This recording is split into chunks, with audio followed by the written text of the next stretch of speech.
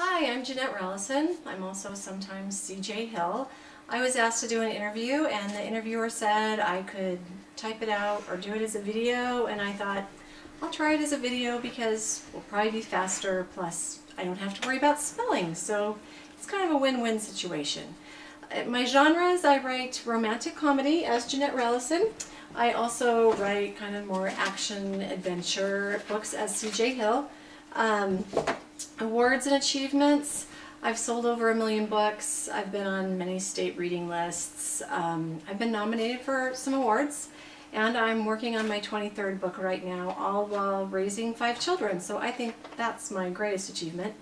My most recent book will be Erasing Time. Awesome book. Comes out August 23rd or 28th something, 2012. And all of my books, of course, will make you instantly wealthy, popular, and skinny. And yeah, okay, authors actually lie for a living, so you can't believe everything we say, but I think it's probably true, so you should buy them just to try. Okay, first question.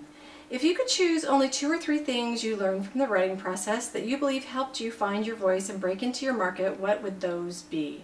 Probably the first thing, authors need to get a grasp on point of view. You need to know what it is, you need to know how to use it, you need to know what rules you can't break for point of view. Like the big one with point of view is head hopping in third person. It will get you rejected quickly, and it's just bad form as a writer. Will get in the way of your voice. Also, read. If you want to be a writer, you should be reading all of the time, and you learn pacing, you learn about the genre, and plus it's fun, so it's a really good thing to do. Also, plotting. You need to know basic things about plotting before you try and write a book. You know, I know some authors really outline a lot, and some authors don't at all. I think most authors are probably in the middle a little bit, but you kind of do have to, one way or the other, learn how to plot a novel. Otherwise, you're going to be revising and cutting and might still not end up with anything that's people want to pay money to read. So learn plot rules. Number 2, if you had to choose only 2 or 3 insights you gained into the publishing industry that you feel helped you focus on your writing, find a market, and break in, what would those things be? You know, authors are always told to write what they know, and that is really good information, but my advice would be to learn about what you don't know and write about that. Don't be afraid to write larger than life. When I first started writing, I wrote, you know, books about girls in high school that I felt like I had lived through those things and I knew that world very well. Now I'm writing about fairy godmothers and dragons and time travel, and you know, it's fun, and so don't be afraid to do that. Also, learn marketing. Wish I had gotten a marketing degree. Wish somebody had told me about that. Also, keep learning the craft. Don't ever stop. The more things you can learn, the better your writing is going to be. Okay, number 3. Was there anything you did wrong or that you felt was ineffective use of your time while trying to get published? And what would you do differently if you had to start over as a new author? First, you know, just really learn the craft before you write a book. I thought I had learned it pretty well, and I've taken some writing classes and read some books, but I probably should have known about twice as much as I did when I started.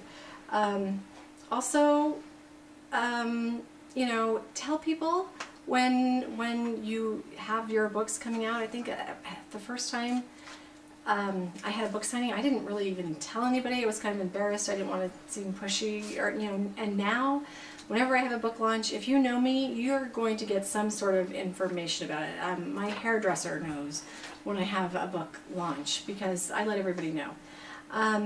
But at the same time, the thing that is not effective is you don't want to spam and bother and be really pushy as an author. You know, there's some authors who are always sending me emails and updates about their book, and you don't want to annoy people either.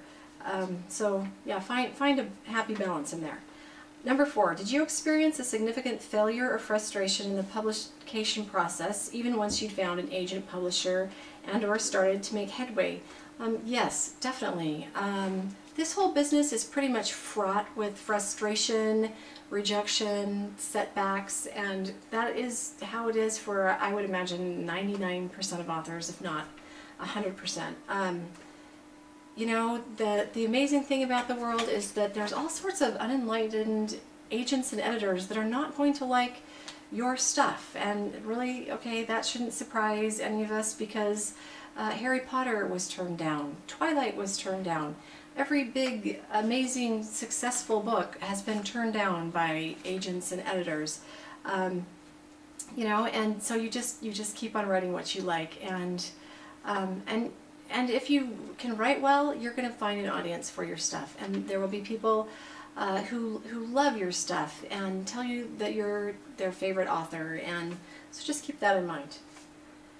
5, lastly, once you broke into your market and experienced being a writer from that side of the equation, do you have just a couple of suggestions relating to marketing, promoting your books? What have you learned is a waste of time? What is a necessity? And what, where, how would you suggest an author educate themselves to increase their chances of success once a book is released? Really, my suggestion is get a degree in marketing, but unfortunately a lot of us can't do that.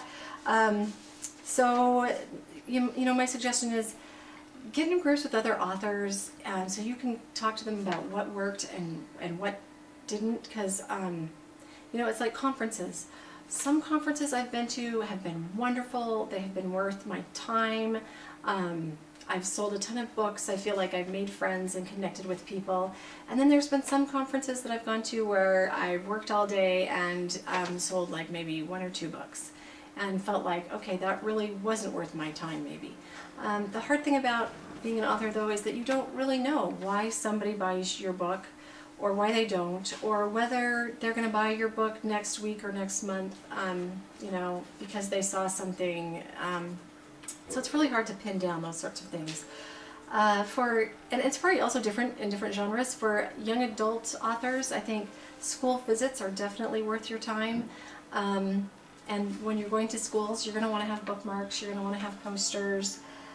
Book signings in places that I don't know very many people, or that there's not some sort of draw that I'm speaking to other authors, or you know, those have not been worth my time. I have been to bookstores in other cities where, you know, you go in there and hardly anyone comes in the bookstore, let alone comes over and buys your book. So I don't like doing book signings unless I'm with other authors, or it's a book launch, or you know, something along that line.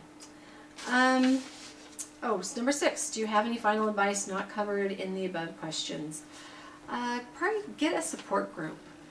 That can be a group of writing friends, a critique group, maybe just your family is really supportive, or maybe they're not supportive, but you need a support group, because this is very often a hard business, and you know, you're going to have those bad days where you get that revision letter that's 6 pages long and you want to quit, or you're, you know, getting bad reviews, or you know, something.